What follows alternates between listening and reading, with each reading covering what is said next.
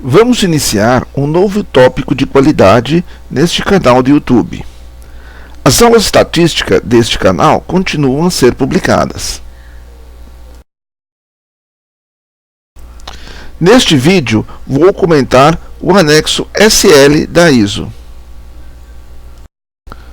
A nova versão da ISO 9001 vai unificar a estrutura de todas as normas de sistema de gestão. O anexo SL é um documento interno da ISO que estabelece como será essa estrutura. Desta maneira, a numeração dos requisitos das normas do sistema de gestão serão idênticas a todas elas.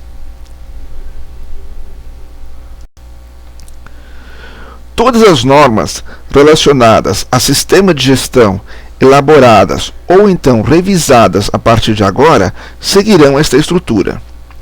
Esta estrutura foi votada e aprovada pelos países membros da ISO. O Brasil é um país membro da ISO. Os requisitos iniciais: 1. Escopo da norma. 2. Referências normativas. E 3. Termos e definições continuam sem alterações na ISO 9001. Já o requisito 4 passa a versar sobre o contexto da organização. Veja que este item aborda a organização e o contexto em que ela está inserida. Preocupa-se com o ambiente externo. Em função desta análise é que vai se determinar o escopo do sistema de gestão da qualidade e como ele será montado. Repare que está mantida a abordagem de processo da versão anterior. Chamo atenção para dois outros pontos. 1. Devem ser considerados os riscos e oportunidades no estabelecimento dos processos. 2. Qualquer requisito passa a ser passível de exclusão, desde que justificado. Temos agora o requisito 5, que foca a liderança. Reparem que a norma coloca explicitamente o comprometimento e a liderança, tanto com o sistema de gestão da qualidade, quanto as necessidades e expectativas do cliente. Aí fica implícito o foco no cliente. A partir disto é que se determina a política da qualidade e estabelece-se as funções, responsabilidades e autoridades dentro da organização. A política da qualidade deve levar em conta o contexto em que a empresa se insere. Não existe mais a obrigatoriedade da existência do RD, o representante da direção. A direção é que deve assumir o papel de liderança. O requisito 6 trata do planejamento. Importante mudança é a visão de riscos. Mudanças devem ser analisadas quanto a oportunidades e riscos envolvidos. Toda mudança deve ser planejada. A norma também agora foca em resultados.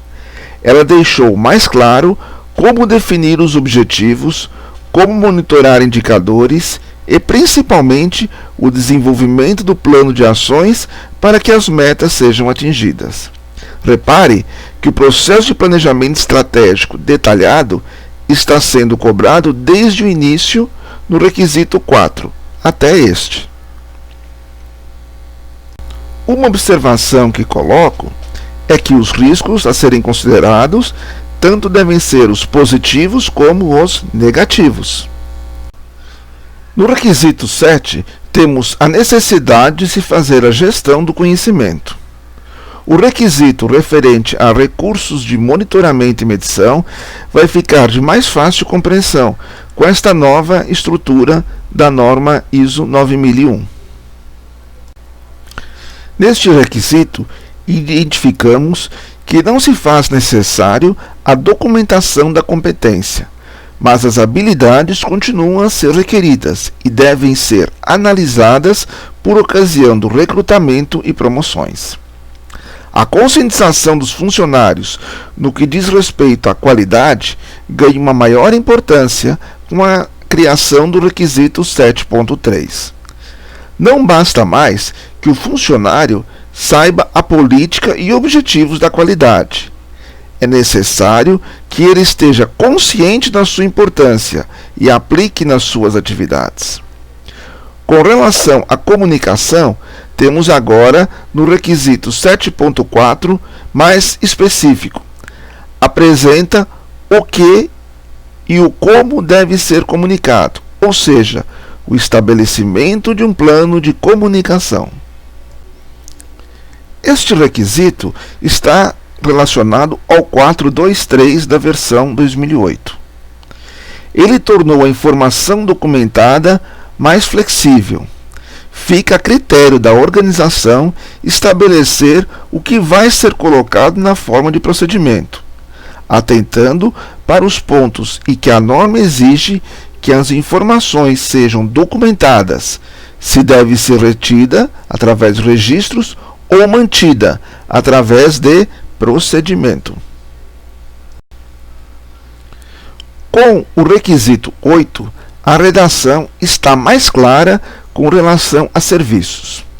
Continua a necessidade de se comunicar ao cliente as possíveis alterações nas condições de fornecimento.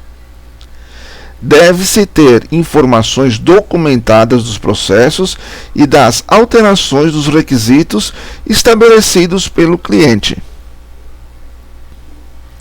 A redação também está mais clara com relação a projeto, ressaltando que projeto também é aplicável a serviços. Deve-se considerar as consequências das falhas potenciais relacionadas aos produtos e serviços. A nova redação desta nova versão da norma enfatiza a aplicação dos requisitos de aquisição para serviços. Estabelece também a necessidade de que os fornecedores sejam comunicados os requisitos, não só de produto, quanto também de pessoal envolvido. Nesta revisão da norma, ela passou a incorporar o controle da propriedade de fornecedores externos, e não só do cliente, como era nas versões anteriores. A norma agora também estabelece requisitos para as atividades de pós-entrega, controle de mudanças não planejadas. Manteve-se o controle de produção ou serviços, preservação e atividades pós-entrega. No requisito 8.6, temos que, tanto para produto quanto serviços, a organização deve implementar atividade de verificação antes da liberação ao cliente. Tal liberação deve ser evidenciada e passível de ser rastreada. Continua a obrigação de que a organização garanta que produtos e serviços não conformes saiam do processo. Em caso em que ocorra a produção de produtos ou serviços não conforme, ações corretivas devem ser adotadas. Estas ações também devem ser adotadas caso o produto ou serviço já tenha sido entregue ao cliente. Continua a obrigação de que a organização solicite ao cliente autorização explícita para envio de produtos ou realização de serviço não conforme. Em caso de recusa, o produto não deve ser enviado ou o serviço realizado ou refeito. O requisito deixa claro que, em caso de correção, a conformidade deve ser verificada. Informações das ações executadas devem ser documentadas. Repare que não é mais obrigatório o procedimento de produto não conforme. Este requisito deixa a cargo da organização determinar o que e quando precisa ser monitorado e medido. Qual o método a ser adotado também deixa a critério da organização. Importante que os resultados sejam analisados e avaliados. Não tivemos grandes alterações neste requisito em relação à versão anterior da norma. Apenas coloca em nota algumas fontes de informação que podem ser utilizadas para verificar a percepção dos clientes. Este requisito ressalta que os resultados das medições devem ser analisados e utilizados em vários casos, conforme relacionado. Os resultados desta análise devem ser utilizados na análise crítica da direção. Veja que isso demonstra a preocupação da norma para com os resultados do sistema de gestão da qualidade. Com relação ao requisito 9.2, auditoria interna, continua a necessidade da realização das auditorias internas para testar a conformidade do sistema de gestão da qualidade com os requisitos da norma. Continua a necessidade de que o plano de auditoria seja estabelecido, implementado e mantido. Critério de auditoria e escopo deve ser estabelecido e os auditores devem ser imparciais aos processos auditados. Os resultados da auditoria devem ser reportados à direção e ações corretivas referentes às não conformidades identificadas devem ser tratadas em tempo hábil. Veja que mantém-se a necessidade de documentar os resultados das auditorias internas.